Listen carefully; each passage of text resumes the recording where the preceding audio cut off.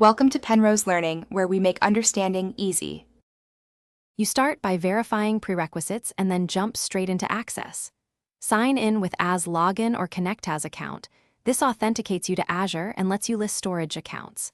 Next, ensure you have the correct role, storage blob data contributor or owner, so you can read keys or request tokens.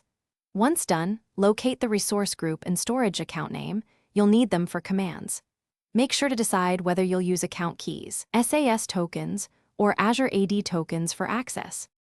Now authenticate and pull credentials so you can access containers or blobs. If you prefer connection strings, run as storage account show connection string with the account and resource group. That gives a full string you can use in tools.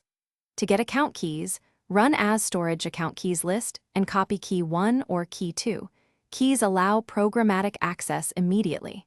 If you chose Azure AD, make sure RBAC is enabled on the storage account. Then assign storage blob data contributor to your principal, so token-based auth will work. Finish by testing access and creating any temporary credentials you need.